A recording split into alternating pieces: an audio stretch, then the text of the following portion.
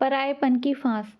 वर्षा स्वयं को उतना उत्साहित नहीं पा रही थी जितना कि 6 माह पश्चात घर लौटने पर उसे होना चाहिए था। स्पष्ट कुछ भी नहीं था, बस लौटना था, इसलिए लौट रही है।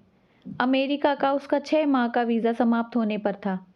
यह समय वह अपनी बेटी, दामाद और 2 नटखट नातियों के साथ बिताकर अब अपने घर आ रही थी।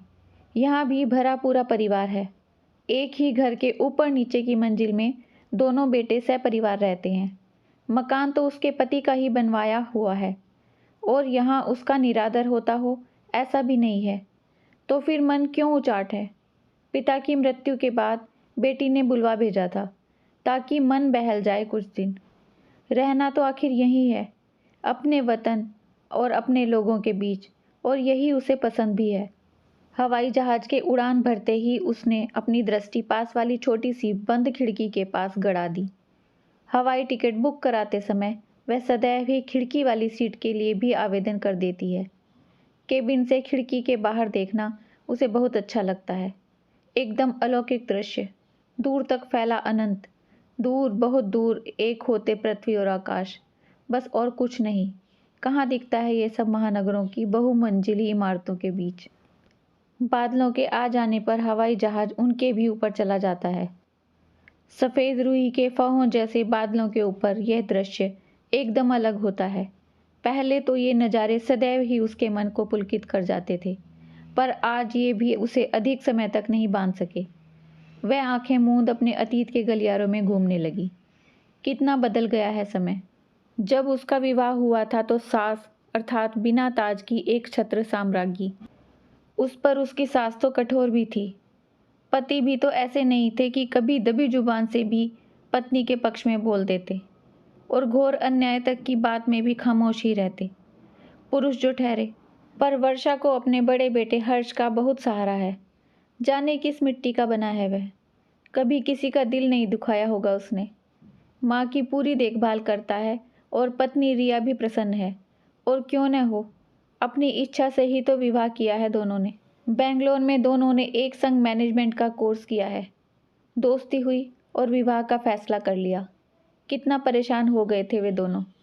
रिया को एक शब्द भी हिंदी बोलनी नहीं आती, बताया था हर्ष ने। अब हमें क्या अपने घर में अंग्रेजी बोलनी पड़ेगी या फिर तमिल ही सीखनी पड़ेगी, झुंझलाकर कहते उसके पिता। पर ऐसा कुछ भी नहीं करना पड़ा था। सादे से विवाह समारोह के पश्चात बेटे बहू ने प्रयत्न करके उसी शहर में नौकरी ढूंढी और एक संग रहने का फैसला भी किया। रिया ने एक दिन भी महसूस नहीं होने दिया कि उन्हें अंग्रेजी सीखनी पड़ेगी, बल्कि साल भर के भीतर हिंदी बोलने समझने तो लगी ही थी। साथ में कुछ शब्द पंजाबी के भी सीख लिए थे। बहुत आदर सम्मान करती थी सबका। उसके नौकरी करने से सास पर ही काम का सब बोझ न आन पड़े, इसलिए दिन भर के लिए आया की भी व्यवस्था कर दी थी। और जल्द ही घर नन्ही किलकारियों से भी गूंज उठा। इतना कुछ पाकर भी एक अरमान रह गया था वर्षा के मन में। दूसरी बहू तो वह अपने कुल गोत्र की ही लाएगी। अपने सब अरमान पूरे करेगी वह अपने छोटे बेटे विभोर के जरिए। पूरे रस्म और रिवाज के साथ ब्याह रचाएगी। बहुत सी लड़कियों से मिलवाने के बाद ही विभोर ने रश्मि को पसंद किया था। पूरी विधि विधान से विवाह संपन्न हुआ। वर्षा ने रश्मि का बहुत खुले दिल से स्वागत किया और अपनत्व देने का प्रयत्न किया, पर वह सबसे खिंची खिंची अलग थलग ही रहती। अपने कमरे में चुपचाप कुछ पढ़ती रहती अथवा रेडियो चलाकर आंखें मूंदे लेटी रहती। वर्षा उससे बात करने का प्रयत्न भी करती, लेकिन वह या तो चुप ही रहती अथवा रूखा सा संक्षिप्त उत्तर देकर चली जाती। वर्षा को अपने प्रति किया व्यवहार न अखरता यदि विभोर और रश्मि आपस में हंसी खुशी रह लेते, पर दोनों का ही मुंह अलग अलग दिशा में रहता। वह यह भी नहीं कह सकती कि पूरा दोष रश्मि का ही था। उसका बेटा भी तो कम आत्मकेंद्रित नहीं, साथ ही पूरी तरह से पुरुष सत्तात्मक सोच भी थी उसकी। कहाँ गलती हो गई उसके लालन पालन में। संस्कार तो उसने अपने दोनों पुत्रों में एक से ही डाले थे। वह इस आशा में थी कि मेरी परवाह भले न करे, लेकिन कम से कम अपनी पत्नी को तो प्यार करेगा।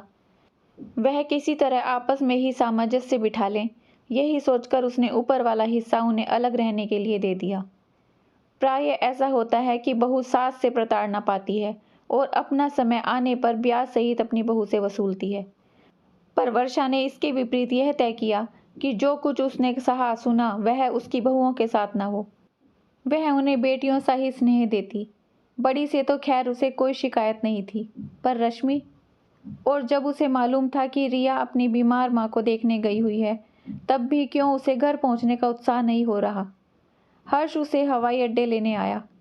रास्ते में उसने बताया कि विभोर और रश्मि में तनातनी कुछ बढ़ी ही है, कम नहीं हुई, और उनके बीच होते तकरार प्रायः ही नीचे सुनाई देते रहते हैं।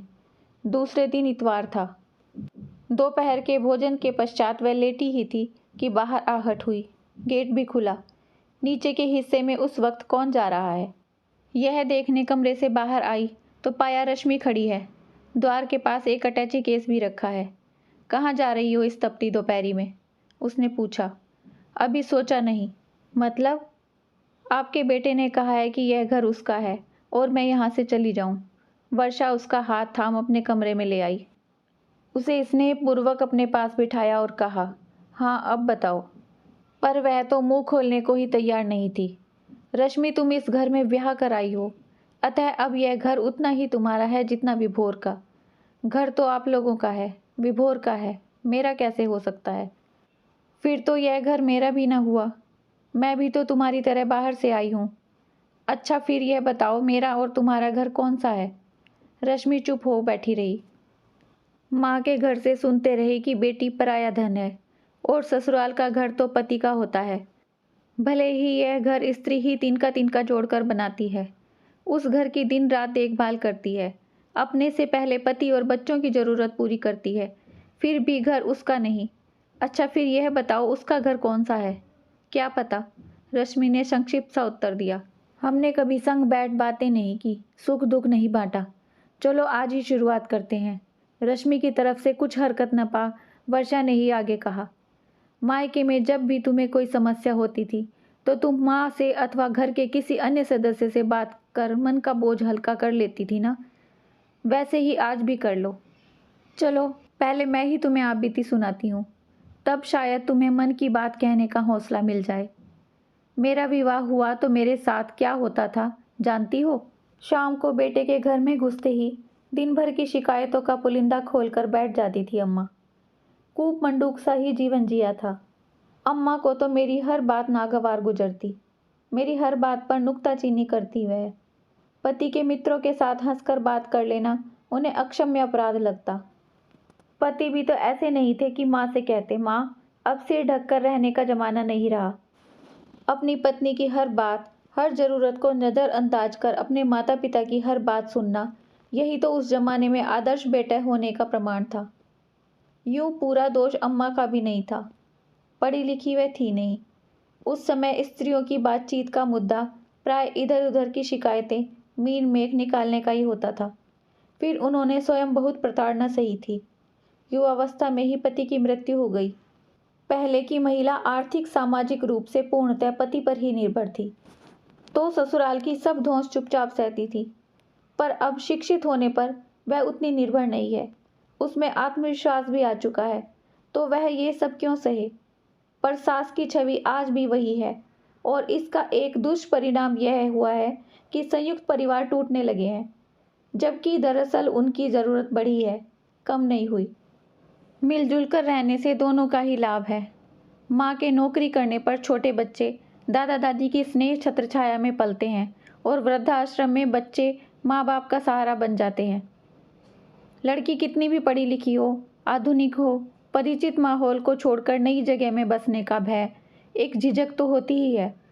उस पर यदि घर की प्रमुख स्त्री यानी सास विद्रोही खेमे में ही खड़ी हो तो समस्या और भी बढ़ जाती है। तुम्हारे मन में भी शायद मेरी यही छवि बनी हुई है। सदियों से चली आ रही परंपरा को तोड़ना इतना आसान न भी हो, पर इतना तो हम कर ही सकते हैं कि नई नवेली दुल्हन का विशाल हृदय से स्वागत करें। यह तो संभव है कि हम आपस में माँ बेटी सा रिश्ता कायम कर लें, दोस्ताना व्यवहार करें, एक दूसरे के दुख दर्द को समझें। हमें अपनी लड़ाई स्वयं ही लड़नी है और इसके लिए पुरुषों के विरुद्ध झंडा उठाने की भी ज़रूरत नहीं। हमें ही एक दूसरे का सहारा बनना है, एक दूसरे का दर्द पहचानना है। सौभाग्यवश आज की सास शिक्षित है, उसकी सोच संकुचित नहीं रह गई।